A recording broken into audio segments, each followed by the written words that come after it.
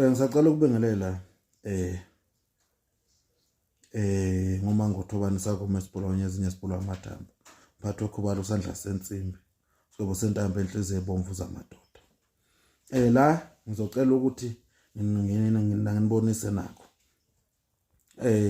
Kunabantu uthola ukuthi emakhaya kuyashona. Mase kushoniwe behambe beyithuneni, benza amatshe bebhala igama lalowo muntu, bebhala ukuthi wazalwa nini, bebhale nokuthi washona nini. Kulelo litshe belithathe belifake. Lokho kuyingozi. Ngithi kuyingozi ngoba yini? Labantu eningazwani nabo. Labantu laba abagangayo. Nina senibanikile information yokuthi nanti ithuna likabani. Uzalwe nini lo muntu? Washona nini?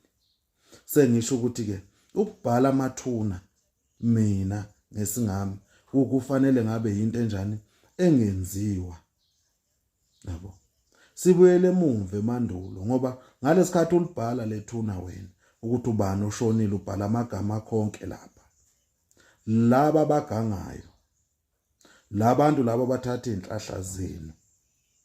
Labantu laba eningazwani nabo. Nithi maze seningcwabile nahamba. Nelivula itshe nilenze niyenze yonke into.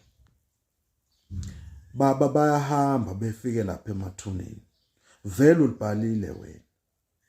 Lo muntu vele information uyibeke yonke lapha ya. Ukuthi lo muntu lo kukanje.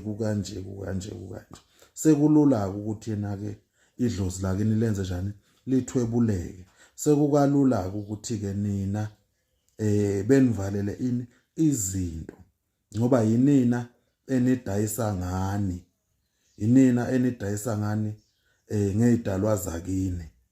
Useyothi kumuntu ke eyabuyela ethuneni ethola sekunezinto phezulu kwethuna. Kubhaliwe vele. Sengisho ukuthi lokho kuyingozi. Noma nikwenza kufanele nazi ukuthi lokho kuyingozi. Ngoba lezi zitha lezi nina enithi izitha zenu.